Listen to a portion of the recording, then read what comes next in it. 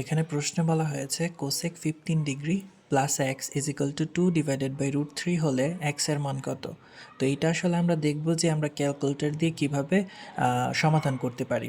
তো এখানে cosec 15 degree plus x, তো এটাকে চাইলে আমরা যেটা লিখতে পারি যে 1 ডিভাইডেড বাই সাইন।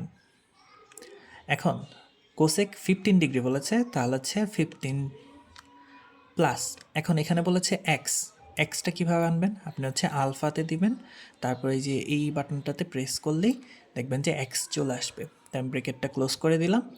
এখন আপনি যেটা করবেন, এই যে ইকুয়াল যে দিবেন, এটা কিন্তু এই ইকুয়াল না, ঠিক আছে। এটা ইকুয়াল দেওয়ার জন্য আপনি দিবেন হচ্ছে আলফা, তারপরে যে ক্যালক বাটনে প্রেস করলেই দেখবেন একটা ইকুয়াল সাইন চলে আসবে। তো এখন এটা সমান আমাদের দেওয়া ছিল 2 ডিভাইডেড বাই √3, তা আমরা ওইটাই লিখে দেব 2 ডিভাইডেড বাই √3। এখন এই কাজটা, অর্থাৎ আমাদের প্রশ্নে যেটা বলা ছিল আমরা সেটা ক্যালকুলেটরে উঠিয়ে ফেলেছি। এখন আমাদের কাজ যেটা, সেটা হচ্ছে যে আমরা হচ্ছে শিফট আর হচ্ছে ক্যালকে প্রেস করব, তারপর আমরা ইকুয়ালে চাপ দিলেই দেখা যাবে এক্সের মান চলে আসবে।